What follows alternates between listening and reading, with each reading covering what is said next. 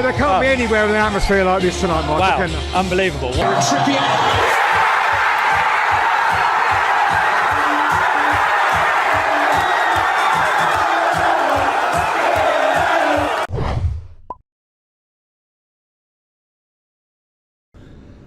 Well, it was quite the summer, wasn't it? And it's nice to be back here. Good evening and welcome to edition 173 of the PinkUn Show, our dedicated Canaries shenanigans. That's glad Big Ben got his mistake out of his system for England under 20s. I'm Michael Bailey and we are on the road. Yes, we are live in Dereham at the Railway Tavern, scene of so much World Cup carnage during the summer that I'm still a little bit scarred, to be honest, although I've written scared here, probably equally true. But then, what is not to love about a pub with a chippy in it? I'm not talking any more about food after what happened last week. Let's just leave it there, shall we? We're going to give ourselves a reputation. Anyway, we have loads to talk about over the next 40 minutes or so, including all the big international break stories. Are there any? I think there's some, not sure. All the winners and losers, the run-in that's fast approaching, the most ill-fated predictions you will ever watch, plus your comments and questions, the championship picture, and Flip the Bird. Alan Taylor's definitely looking forward to that bit. We will do all of this in the company of tonight's superb, iconic Dereham guests. They are former Canaries striker and FA Cup final winner and goal scorer Alan Taylor, and City columnist at the Eastern Daily Press, and pun magnate, or magnate, either way, Ian Clarke. Gentlemen, what a pleasure to have you here. How are you both? Alan, you well? Yes, fine, thank you very much, yes. We've come especially out to Dereham just for you here. That's a nice part of Norfolk, I can assure you. It certainly is, as Mr. Clarke will testify. How are you, Ian? Well, I'm almost home, so it got me out of the office nice and quick, so that's good. It's great to be here. And you partook in the chippy? I did, yeah. Very good sausage and chips, thanks, Paul. Well done, Paul, the landlord. He's watching. In fact, we've got an audience of 4, which for live audiences, it's pretty good. We're delighted with that. Well, thanks for coming, guys. If you've got any questions, just shout at me. It's fine. We'll take it. Right, so as usual, we are live on pinkun.com, the PinkUn Facebook page, Twitter, Periscope, and YouTube. I always have my fingers crossed to this bit because I assume that's happening. Over the course of the show, we do want to hear from you, be it your international break highlights, the game you're looking forward to most between now and the end of the season. There are only 8 to go, of course.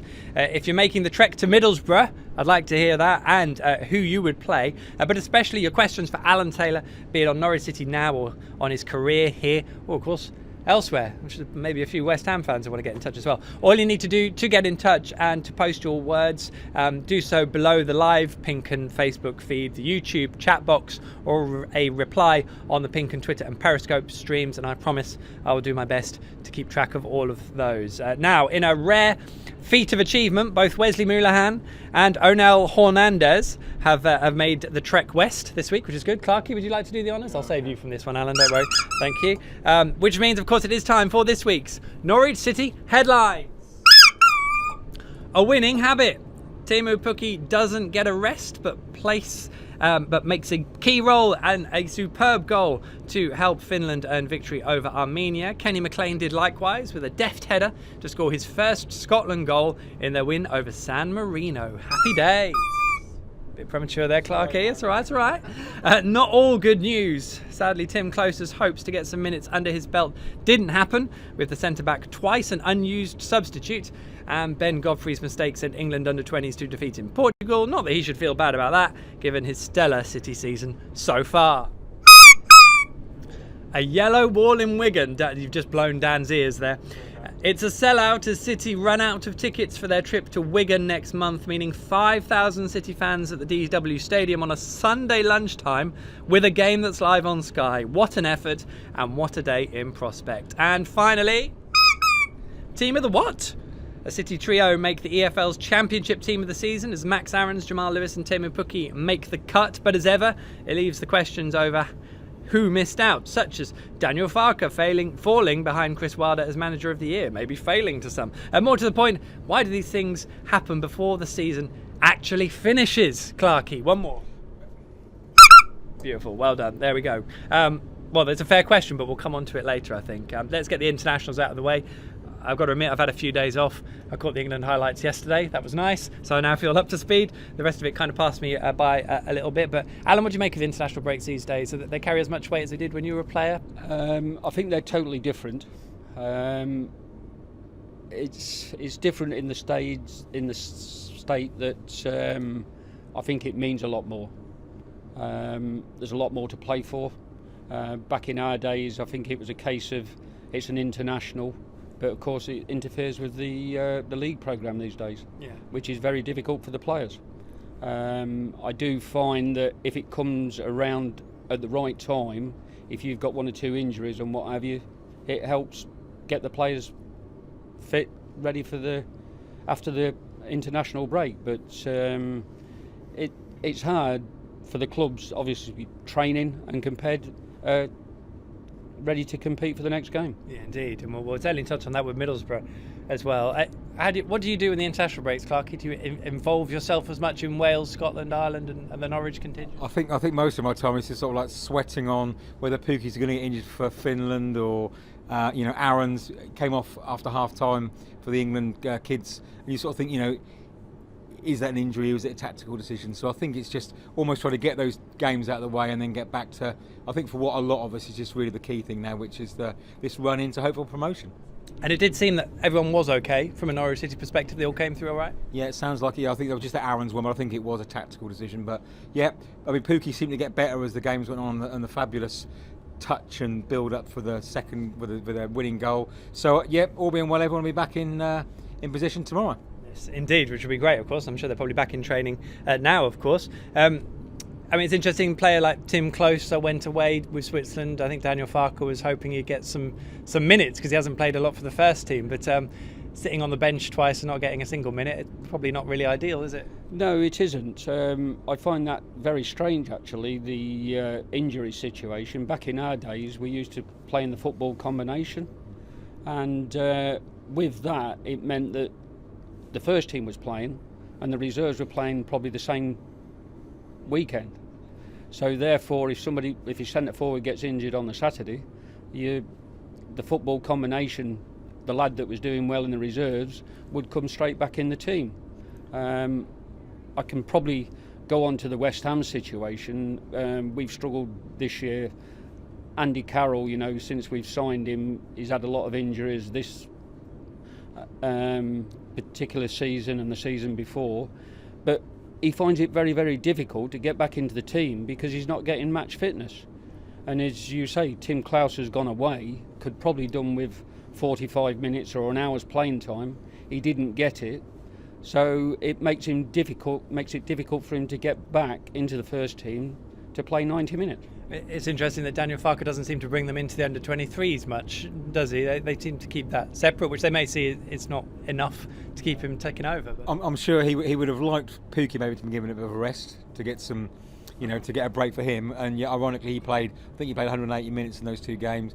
And yeah, Tim, even half an hour would have given him a bit of match time. But there we go. I'm sure they'll be fully fit and raring to go at the weekend if needed.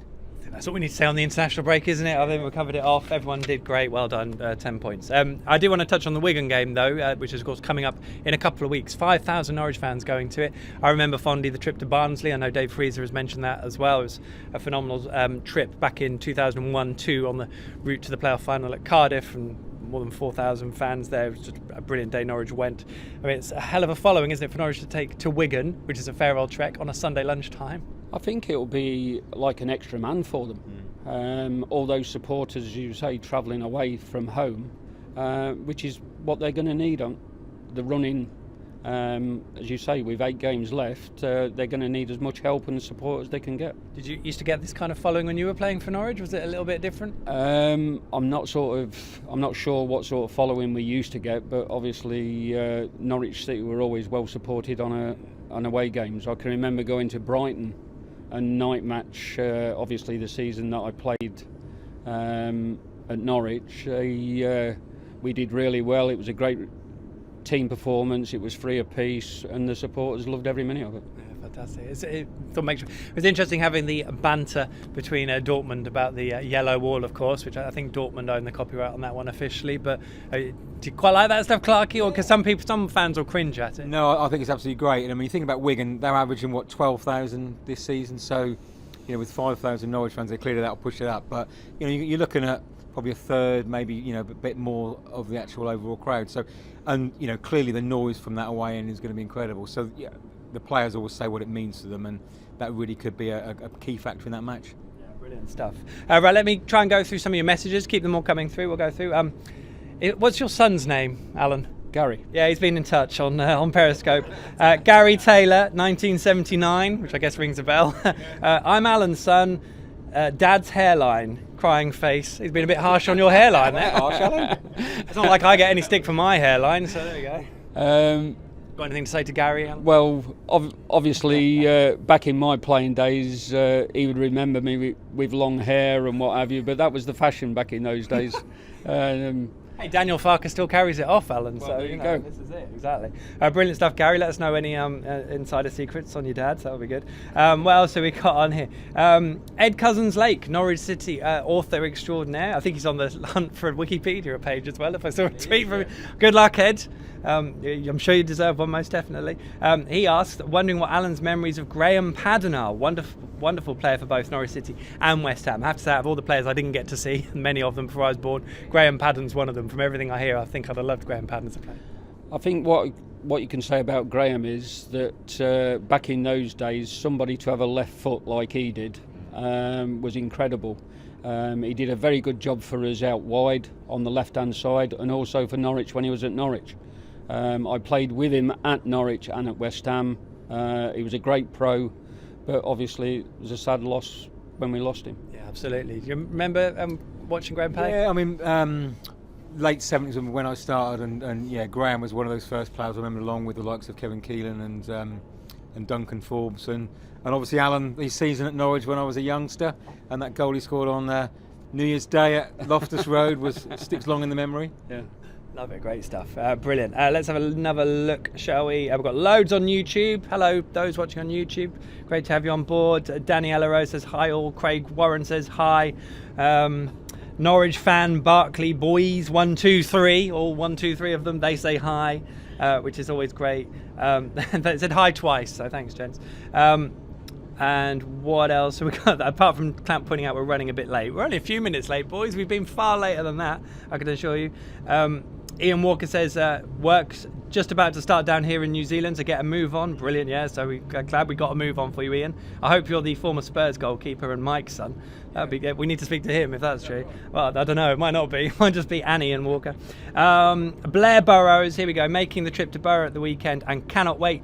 Will we suffer from international break woes as it broke up our run of 6 wins? That is the thing. Norwich run of six successive wins. And coincidentally, of course, Middlesbrough, it's probably done them a bit of good to get a break in. This is what I'm saying. You get an international break, and it can either work for you or against you, i.e. the injury situation. As we were just saying, you don't want to be picking injuries up. You don't want to be coming back with injuries. So really, you're looking forward to getting into the next game, but you've got to be concentrating, got your mind set on what you're going to do, and obviously with Norwich in the position they're in, they've got to keep things tight at the back and press forward and hopefully attack and score goals. That would be good. They're good at the last bit, maybe not so much to keep it tight at the back, but fingers crossed. So it does feel like a long time since we were being shouted at in Rotherham. Here's how the Championship will look when play restarts this weekend. Gents, you can have a look too. We've got the slides here for you if you fancy having a look. So table at the bottom, Ipswich are rock bottom while Bolton's playing boo. Yeah, was that cheers and boos? I couldn't make a bit of both. Bolton's play hasn't really altered since the show last week. There remain big question marks over where Wanderers go from here, both on and off the pitch. Birmingham were in freefall, and following their 9-point deduction for financial fair play issues, they now have a sort of survival scrap on their hands. They're a little bit closer than they were, certainly. So Norwich recommence 4 points clear of Sheffield United in second, 5 of Leeds in third, and if West Brom overtake Norwich now, then the two Uniteds will no doubt already have sorted themselves out and be home and hosed. Middlesbrough await by which time the rest of the top 4 will have already played. As for the playoff picture, it's going to be a big week as things start to look a little clearer, but no less compelling. So, West Brom kick us all off come Friday night against Birmingham at home, while Leeds and Sheffield United will be expecting to win their 3 p.m. home kickoffs on Saturday. Norwich at Borough is the late kickoff, while come Tuesday, Borough are back in action with their game in hand. Likewise, Brentford at Swansea. And this is the thing, we all came away from the Rotherham game, it all looked so good, but then Norwich at Middlesbrough is a really tough fixture, and let's face it, West Brom, Leeds and Sheffield United may have all won by the time Norwich kick off. Yeah, but I think one of the things that's impressed me is that whatever scenario we've been in, whether we've gone first with that pressure, we've done well, and if the other teams have won and we've had to sort of catch up. So I think Farke's got the team that mentally really good. So whatever scenario's facing them, he's got them in the right situation. So I would definitely expect Leeds and Sheffield United both to win their games on Saturday, and West Brom probably on Friday night. So the scenario probably will be 1 ahead of Sheffield United, 2 ahead of Leeds, but I still think he'll have them all really well tuned in. How confident should Norwich be looking at that table, Alan? I think the first thing is that they're 4 points in hand. That is the biggest advantage. And as you say, only with 8 games left, although there's still plenty of points to play for. We were having that chat before we're on. 24 points is actually quite a lot, even though it doesn't feel like many. No, that's right. The other teams have got difficult games, the same as Norwich has. I believe Sheffield United and Leeds have both got to go to Preston, which to me is a very, very difficult ground to go to. You saw how Norwich struggled a little bit if he went to Preston. All right, things didn't work out well on the day, and it was probably a one-off for Norwich. But I'm sure, as we just said, that the situation Norwich find themselves in, they're going to know what the other teams have done. They'll look at it and say, we've got it to do. We've got 90 minutes to get out there and get a result of some sort. And I think if they take every game like that from now to the end of the season, they'll be up there at the top and get promoted, I'm sure. You've almost got to shut out all the possibilities and concentrate on the game itself. And the playoff picture is fascinating. I mean, if Norwich had been involved in this, it would have been quite compelling, wouldn't it, Clarke? I mean, Middlesbrough, in the situation they're in, the run they're in, there is a huge amount riding on this game on Saturday because, as Alan says, Preston are in great form. Villa, for me, the form side in the division, arguably, and it's, there's some big teams also with games in hand below them as well. I mean, right down to Hull in 12th. I mean, Hull have got 51, so there's only 7 points between them and Borough. So you've got 8 teams with only 7 points between them. So, and I'm sure they're going to be playing each other as the weeks go on. So a really, really good scrap. And yeah, so you could say Borough are going to be up for it and they're going to really be desperate to win on Saturday. But they might have that pressure of, they're going to see that as a game they really need to win, particularly if their rivals have won earlier in the day. So I think it's going to be a really tight encounter. Maybe they'll have to come out, which of course we'll talk about as well in a bit. Now, the other thing that's happened in the last few days, the EFL have announced their teams of the season, even though we've still got almost a quarter of it to go, but let's not get stuck in it. It's like announcing the Man of the Match award on 82 minutes, isn't it? You can get sent off in that time quite easily or concede a couple of own goals. But that said, they are out. We've got them here just to have a quick look at. Let's start with the championship team of the season, if we can, Dan. And now, of course, with all these things, people will look at the players who aren't in it, certainly from a Norwich persuasion, but, let's break it down. Sheffield United have got 2, Leeds have got 2, Norwich have actually got 3 in there. And there'll be players from all over the divisions that have done really well. Is there a player who can count themselves, a Norwich player who can count themselves unfortunate not to be in this team? Do you reckon, Clarke? I actually, I would normally say all 11 should be in there, but I think that's quite fair. I mean, definitely Aarons and Lewis, I think they're the best fullbacks in the league. Pukki, clearly the goals he scored. I mean, you can make a case for Zimmerman. I mean, he's been colossal for Norwich, but James and Cooper in there, the Leeds and Wigan. So, yeah, maybe not James actually. That seems strange as given some of the other teams. How many goals have Wigan have? They've got a great home record. Minus 16 goal difference. So clearly they've leaked a lot of goals. So I think Zimmerman possibly. I mean, Stiepermann's had a great season, but maybe wouldn't force his way into that side. So I think having 3 out of the 11 is probably fair. For me, not having Farke as manager is bizarre. Well, I was going to say Emi Buendia would have to go on this side for me, but then I would say that I'm not sure you could play Billy Sharp, Timo Pukki and Shea Adams as a front three, but that's probably another debate at all.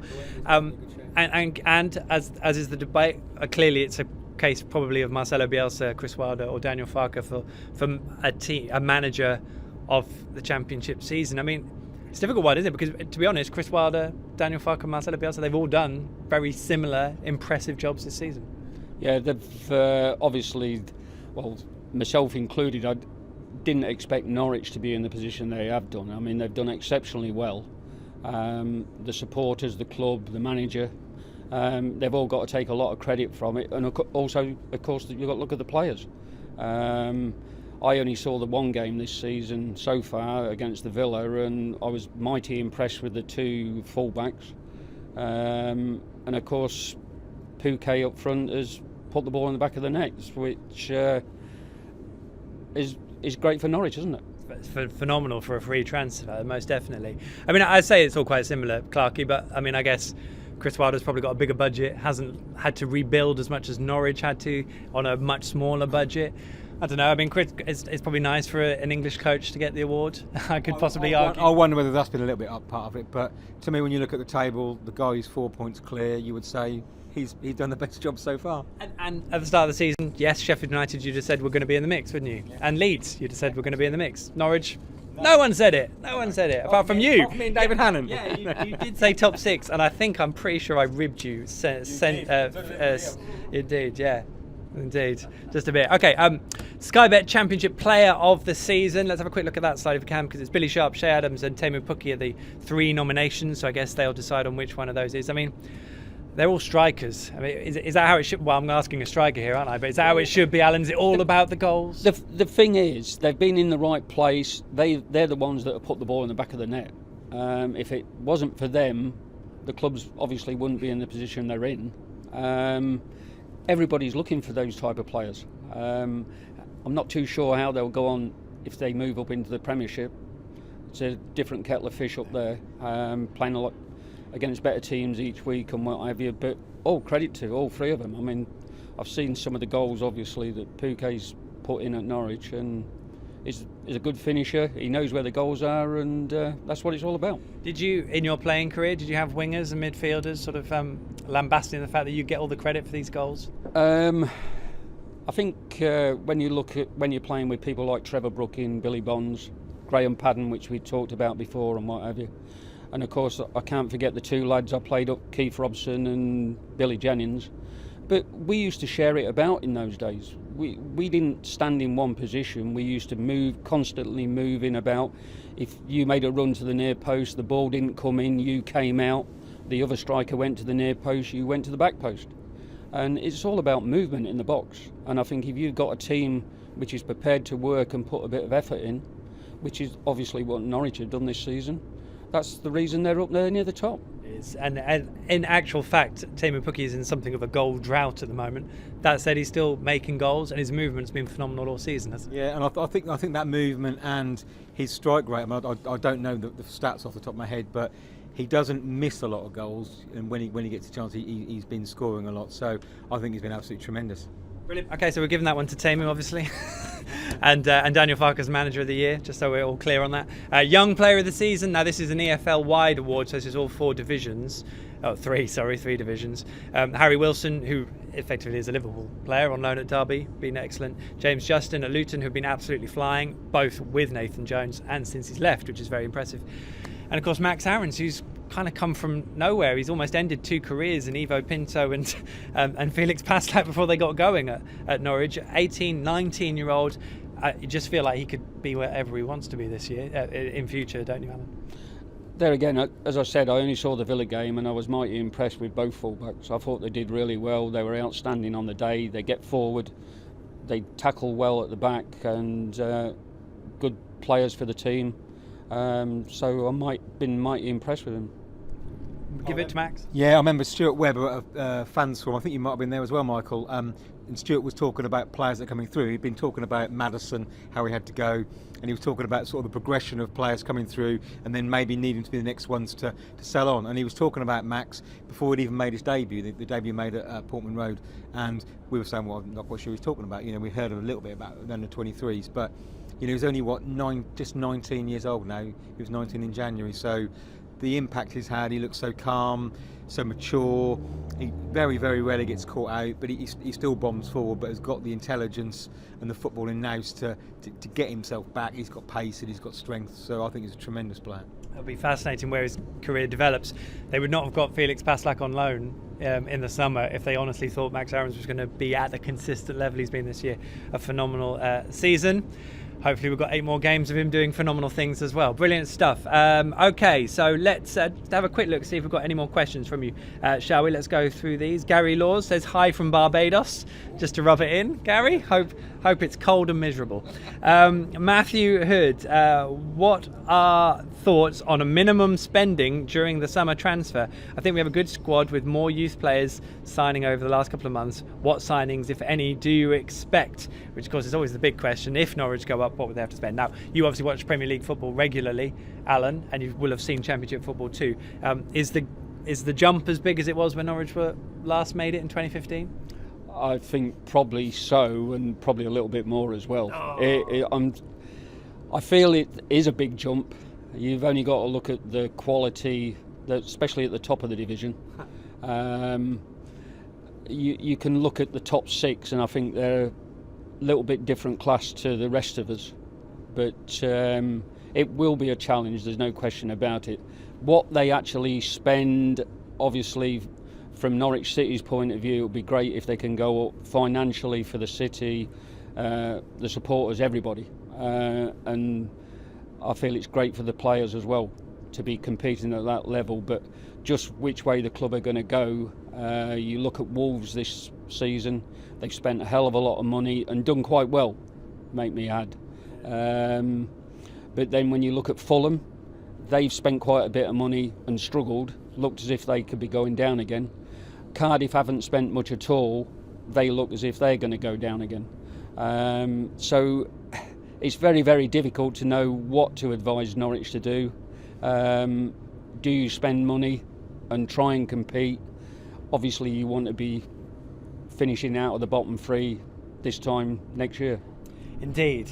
It's hard to avoid these questions because of the position Norwich are in. We're not being too preemptive. What I will say is, though, that some of you probably picked up on this on Twitter. Have you got the picture of the... this is now... Whose tweet is it? Can we remember? Are we all gone a bit blank? Tony's just going to find it. I want to say Ben. Sean? Sean, it might well be Sean. Sean Ben. Sean Hood, thank you, Tony. Sean Hood, are we seeing the picture now? This is a bona fide tattoo of a Norwich City crest that also says Champions 2019. So fair play, Sean. That is confidence. I think that's one word for it. I look forward to seeing the Yorkshire contingent's views on this when they see it, because they tend to take these things really well. I've been pretty confident in the last few weeks, but even I wouldn't have a tattoo quite yet. But just on the money. On the money side of things, I think for me it's the decisions that are made in the scouting and in the recruitment rather than necessarily money. I think about, Wiltshire, Naismith and Van Wolfswinkel. You're looking at £22-23 million for, we know exactly what we got there. Whereas, you're looking at Pukki, Aarons, Lewis, Buendia, a total of £1.5 million for the 4 of them, and they've been our 4 best players this season.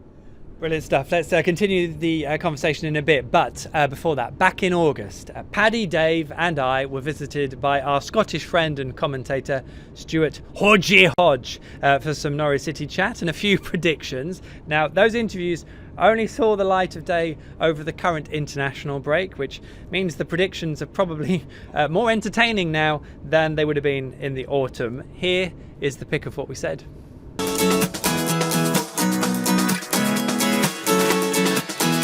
Right, where are Norwich City going to finish this season? 10th.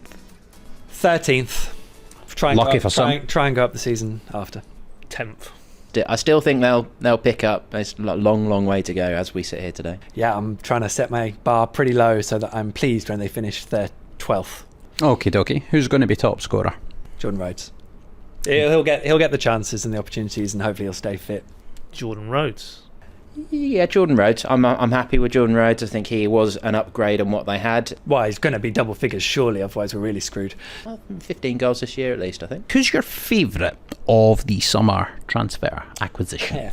I'd have to say maybe Rhodes. I like Kenny McLean. And I think Ben Marshall's got something about him, although I don't really want to see too much more of him at right back. Pukki's doing quite well as well, actually. He's stood up. And having not seen him play yet, Emi Buendia is the one I'm really looking forward to. Buen dia is Spanish for good day, and I can see him bringing a lot of good days to Norwich City. Who do you think is going to be Player of the Year? You can't look beyond Onel Hernandez, quite frankly, at the moment, but I think Timo Pukki is growing in popularity as well. If he continues in the same vein as he is at the minute, Onel Hernandez, I think, will walk it. If Onel keeps doing what he's doing, clearly he will be that because of the level of progression. Let's just hope they're three really strong candidates so that Norwich have had a good season. It's not like the keeper. Will Daniel Farke still be in charge of Norwich City at the end of this season? Hodgie. Oh, that is a big question. I think that's so hard to answer. I really hope so, because if he is, it's gone well. Yes, he will be. But given his contractual situation, in theory, he would be out of contract in the summer. So, there's obviously a lot of water to flow under this particular bridge between now and then. I have an inkling Daniel might not be in charge of the club next season. They'll answer it that way. Okay. So only a hunch, just in terms of the mood music. Will he be the manager? If you're asking me, will he be in charge by the end of the season? I would say yes, he will. If I had to put a fiver on it today, I'll say yes, Daniel will make it through to the end of the season, and better times are ahead. Right, final one. If you could ask anyone in Norwich City history any one question, so you've got a time machine, you've got a TARDIS, whatever you need, what would that be, and who would you ask? Wow. That is a question. I suppose you'd want to hear from probably McNally about what exactly went on with the Lambert parting of the ways. We've talked about it at length. From the outside it looked quite toxic. I would want to speak to Paul Lambert about his exit, frankly, Okay. and whether he felt the club could have done more to keep him. There was legal representation went in, and settlements, I think, out of court. So, just how did that all unravel so quickly, and what was the timeline on that? So, and to do that, you'd obviously probably need to speak to McNally as opposed to Lambert. Whether there were specific things that he wanted from the club, which could have kept him here, because I don't think Aston Villa was the right move for him. Just to get his honest thoughts on what it would have taken to keep him at Norwich City, because as far as I'm concerned, they should have done whatever it took. Robert Chase, why did you sell them? Why did you sell them, and do you regret it? Chris Sutton, Will Fox, at the peak of Norwich City's powers. Mm-hmm. Excellent. Well, do you know what was good about that, mate? Your passion as a fan and as a journalist shone in your answer to that question.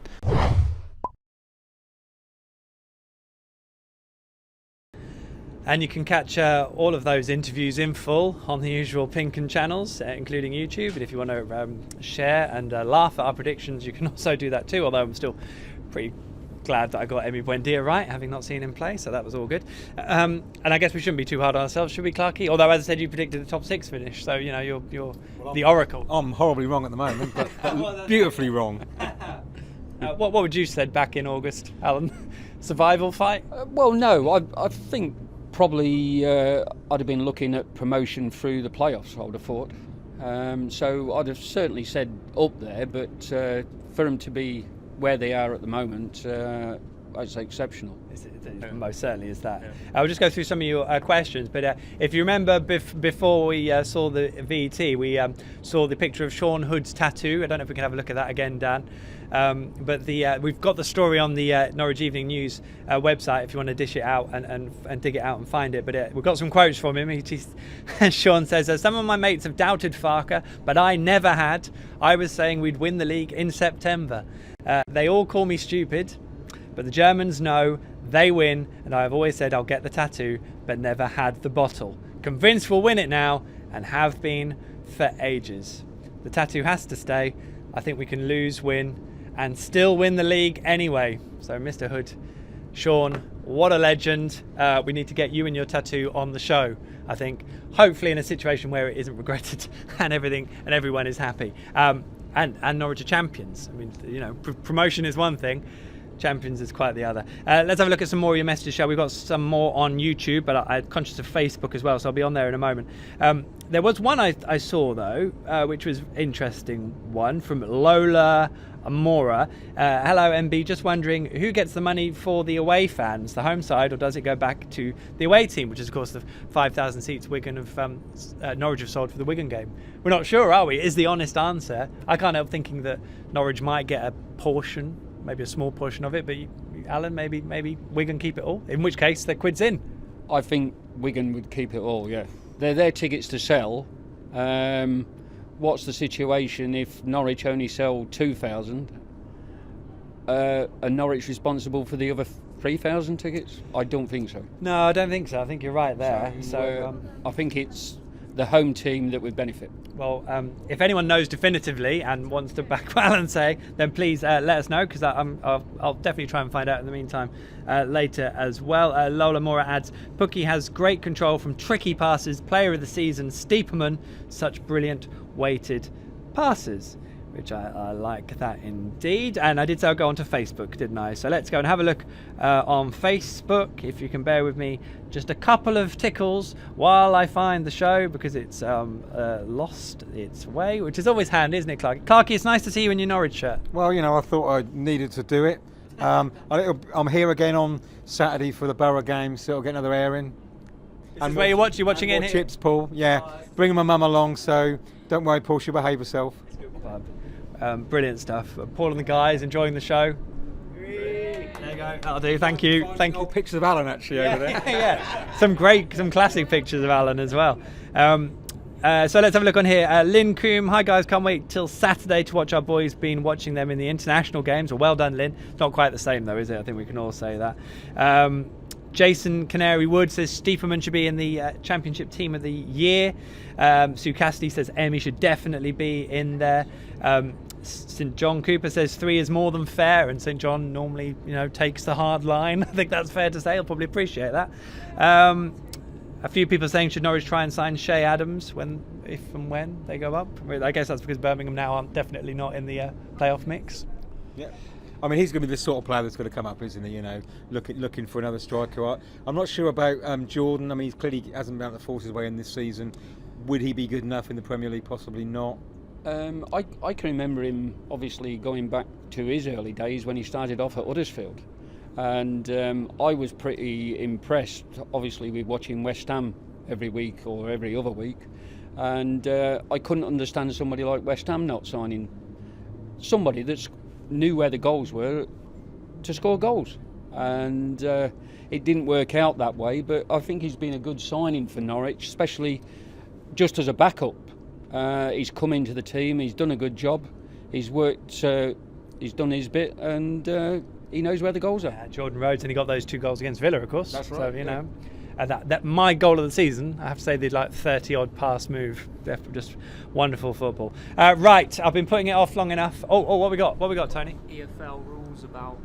EFL, Tony, 10 point EFL rules. For league matches only, here we go. The away club shall be entitled to a commission representing 5% of the aggregate sales of tickets sold on behalf of the home club, unless otherwise agreed between the clubs. The away club shall submit a VAT invoice. We don't really need to know that bit. So does that mean of the 5% of the total gate, or 5% of their sale? I don't know, but they get something, but not a lot, is it? No. Not a lot. It's not 10%. So there we go. Right. Tony will see if he can figure it. He's not sure, we don't care, but I think we've drawn a line under it, and we're all the better for it. Yeah, definitely. I can't keep putting this off, so let's do it, shall we? Dan. Yes. Let's see how our guests cope with Flip the Bird. Sarah's actually applauding at the prospect of live Flip the Board. Flip the Bird even. It's the game that's still waiting for an official rule book, which is probably pertinent given Tony's just slung us the EFL rules. Last time out, Connor Southwell improved his score for the season to 6, while Terry Westgate's superb debut on the show brought a modest Flip the Bird debut of 3. Tonight, Alan makes his Flip the Bird debut. You've been getting the practice in as well, while Clarkey will aim to better his 4 from earlier in the campaign. God, time is pressing away, isn't it? So, in short, the guys have 30 seconds to flip as many bar mats as possible, adding 1 to their flipping pile with each successful one-handed catch. Both scores will find their way onto our leaderboard, and we'll all take a picture with Wesley Moulahan at the end of it. Dan, you ready? Yeah. He's ready. Off we go then. 3, 2, 1, go. And away we go. It's commentary time, which is always my favourite part of it. Alan, cool, calm and collected. It's always noticeable when you can have that one, when the former players turn up. They pretend they're not competitive about it, but they generally always are. Clarke is just ticking along nicely and quietly in the edge. The crowd aren't happy, but I think, it's easier to watch than it is to do it. Everyone's ticking on nicely. Clarke's explosive flipping. Paul's criticising him there, I noticed. Stop. Well, they've all ended up on the floor, but there's a couple of healthy piles here. Alan, how many have you I got? didn't get the last one. 1, 2, 3, 4, 5, 6. But it doesn't matter that you didn't catch it because it was in the pile. So 7, 5, 6. a 6 and a 7, Alan. You take that one. Well done. Good shake on it. Good work. Well, Oh, it's nice. Everyone got a round of applause. That never normally happens. Brilliant stuff. We'll all take a picture. Happy with how that went, Alan? Yes, not too bad. Bit rusty to start with, but got better as the game went on. Still got it. Still got it. Let's have the sting again, Dan. Oh, that was probably one of the best flip the birds we've ever done. I think I'm happy with that. Okay, well, it's nice to get the guys on and take the time to invite them on, so I think we need a proper chat with them about themselves as well, because that's always good. Alan, I just reminded myself, you scored 3 consecutive FA Cup braces on the way to West Ham winning it. 1 in the final, 1 in the semi-final against Ipswich. I think you said the quarter-finals before that against Arsenal. Correct, yeah. What? I mean, you must be phenomenally proud of that even now. Yeah, I think obviously looking back and still remembering them as if it was yesterday. I've got my son, as you quite rightly Gary. said. Yeah, Gary. He keeps looking at them and reminding me of them, and obviously with me still being involved down at West Ham, it's great to go down there, and the supporters love talking about great memories and the achievements that I did with West Ham. So great memories, and obviously what I achieved, it's good for myself. Yeah, absolutely. And it was just 6 months after playing in the 4th tier. I mean, that's better than Grant Holt. Yeah, I started the season off at Rochdale playing in front of 1,400 people. Got my move to West Ham, made my debut against Arsenal in the 6th round of the Cup. And That was your debut then? Your first. That was my first 90 minutes for West Ham. Wow. So to go to Arsenal, obviously a big club like they were, to play at Highbury in front of a big crowd and big atmosphere. And I think looking at games like that, they're there as a one-off, and you have to do your best. And I think this is how Norwich have got to look at the rest of the season. Yeah. Take every game as it comes, and put every ounce of effort they can into winning the game and taking the club forward. And really, that's how my career started off at West Ham. You had 2 spells in Norwich, I think, wasn't it, roundabout way? Were they pretty frustrating? I know there was injury and all sorts. I mean, how do you look back at it now? No, it was a very good move for me to come to Norwich in the first place. I married a Norfolk girl, Jeanette, and so it was ideal moving back this way.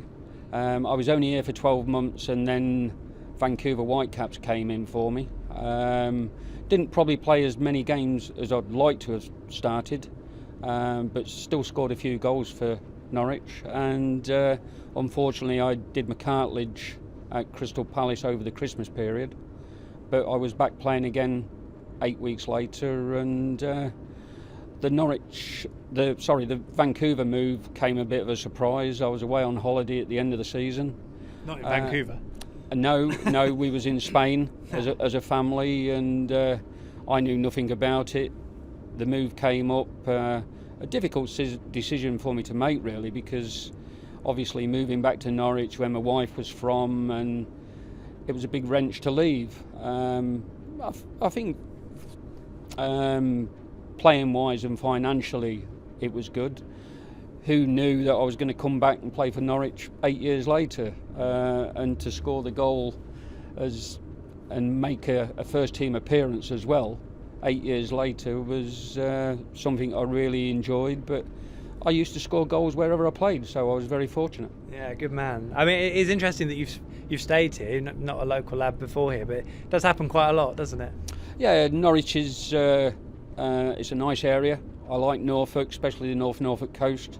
Probably go off there most weekends and go for a walk, and the coastline's lovely. So I really enjoy the area, and it's nice part of England. I love that. So you'd have probably said that in the late 70s when you first moved here. Was it late 70s when That's you first right, moved yeah, here? yeah. Tim Closer said it to us about 30 years later. It's all about the coast. I love it. That's the continuity of the stuff. And we should also touch on, well, actually there's a couple of things here. Jason Smith sent us an email. Thank you, Jason. He says, I'd be interested to hear Alan's views on the increase in the amount of money in the game, where apparently one season in the Premier League is now enough to set up a player financially for life. I was able to watch Alan play for City and later was a regular at his newsagent's shop on the corner of Alexandra and Dereham Road. I can't imagine too many of today's players who enjoy the kind of success Alan did, having to get up at 5 a.m. to sort out the day's papers in later life. No, that's perfectly true. I did realise, obviously, when my playing days did come to an end, I did get offered a contract when Dave Stringer was manager and Mike Walker was involved. I could have stayed on working with the kids, looking after those, but I decided to walk away from it. I had to think of my wife and also my son. Hence, we went into a family newsagent's business in the end. I mean, we did 15 years there, so it was hard work, but I knew it was going to be like that. We worked together as a team, and but we like the Norfolk area, and of course quite happy settled here. I love that. What, you didn't have to give them the hairdryer treatment too much in the morning, did you? Get No, not at I used to get up at 4 o'clock, obviously in Norwich for 5 o'clock. It was hard work, but something I felt I had to do, and we did as a family. Hence I've enjoyed staying around this area. I now work for Little Proud's, a funeral director, and also help out in the local Dereham newsagent shop. Fantastic stuff. And also you head down to West Ham. You get to see them play at home regularly. You've got your ambassadorial role, Yes. where you help entertain the paying public. Yeah, that works very well. Really enjoy that. Look forward to that every other week. Got good recognition down there for what I did, and playing for West Ham, great memories, and something I'll cherish the rest of my life. I've been there to watch the Olympics and report on the Olympics. Not been there for a football match yet. We'll see how that goes. Clarkey, enjoying writing your column in such an exciting time? It's a bit different to last year. Yeah, I mean, last year was the real grind. I was sort of, because I try to be quite positive. I'm always sort of yellow and green tinted glasses. And last year was like, how on earth am I going to try and keep fans, positive and seeing the good things? But this year has been an absolute breeze, and it's almost trying to just, in some ways, limit the expectations and not get too carried away. But it's just a great privilege and a great treat to be a Norwich fan at this time. Yes, indeed. And can you sense the buzz around the newsroom at work? I mean, it's not just about us guys on sport anymore. It's about the little stories about people getting champions tattooed on their legs and things like that. Yeah, and more and more, taking 5,000 to Wigan, and just, the better we do, the more news stories there are, and it's just a great buzz. And our marketing team are looking at obviously all of the potential there. We're talking about getting more flags for the, obviously the Barclays done brilliantly, but we're looking at maybe getting some for where I sit in the River End, maybe the library part of Carrow Road. But that's something we're looking at. So yeah, just a really good atmosphere at the moment. Indeed. Well, more flags would be good. That'd be awesome. Brilliant stuff, gents. Thank you so much for that. Let's move it on, shall we? Because it is now, we're running out of time, to be honest. 8 games for Norwich City to finish the job. We've had a look at the table. We're all feeling quite confident. Who's going to be key for Norwich now then? 8 games to go in the run-in. What do you reckon? Who's the man who's going to help them finish the job? I think Pukki's goals, there's going to be a lot of tight games, and I think if he can just get back, I mean, obviously I think many games he hasn't scored, but just those little margins of him finding the net could be key. And I think at the back is going to be crucial. So for me, Zimmerman, if he can carry on that real talismanic presence he's had, he's going to be a real key man. And Norwich are coming up against Johnny Howson at Middlesbrough. It sounded like he got a bit of stick when he first went there a couple of seasons ago, but I mean, he was the sort of player that Norwich were going to miss hugely, and now you look at the side, Norwich have kind of developed a different kind of energy that's usurped all these sort of older players that had given Norwich such good service and so much success as well. Yeah, I think obviously the work rate that all the lads have put in as a combined team, I think they all seem to work well and work well as a unit. They're well organised, and I think this will be the key between now and the end of the season. Indeed. Well, if they keep doing what they're doing, it'll all work out, because it doesn't matter who steps into the side at the moment. Clarkey, we got an 11 fee from you for Saturday's game. Yeah. Middlesbrough, remember, it's a 5:30 kickoff. Yeah. We'll be there, of course. It's at the bottom, is it? Or is it gone? Oh, that's exciting. Here it is. There we go. That's your 11. I mean, you probably could have rattled it off without looking at it, to be honest. Yeah, I mean, I suppose the one position I did think about was McLean. I think lots of fans have expected either Mo Leitner or Vrancic to come back in there, but McLean is kept doing the business. He's scored some goals. He's had some assists. He's done pretty well in a very poor Scotland side. He's been away, and one of the things about Farker is he's very, very loyal to his players, and he says they keep winning. They've won 6 on the spin, so I would expect him to stick with that 11, and that is certainly what I would do. Indeed. Well, I probably would agree, although there's going to be a few people knocking on the door, and it's interesting that, say, Moritz Leitner's been in the building all week, Kenny McLean's been away. Last season, Daniel might have made that change. We'll see if he does this time. Jason Taylor says 4 more wins, #NCFC. I think I agree with that. That would be my 90 points mark. I've been saying it for about 3 months now. St John Cooper, Greg Downs was a policeman for 20 years. Did you have to ever call him round your newsagent, Alan? We move on. And what else we got? Let's have another quick look on the YouTube, shall we? Peter Talent says, just believe people. And the thing you want to do about someone called Talent is believe them. So well done. We'll definitely take his word for it. I wonder if anyone's saying anything on the old Periscope. Gary Taylor, he's back again. Gary says, "Love you." He says, "Love you, Dad." Thumbs up. Oh, I love him too. Oh, I love it. My son's not taking part in this, so I don't know what Tom's up to. He's down in London now, so he's obviously ignoring me. He's proud of his dad, I think. Yeah. Staff's Canary 1 says, can you congratulate Alan on his double in the FA Cup? Not the final, the semi-final against Ipswich. I mean, there we go. Yeah, I'm sure all the Norwich supporters would like them. Fantastic stuff. And I think we're there. There's a few more, but time is pressing. Let's have a prediction then. Wrap this all up. A prediction for Saturday's game against Middlesbrough. Alan? I'm just going for 1-0. Norwich. To Norwich, of course. Obviously. Yeah. And that would be more than enough at this stage of the season. I think 1-1.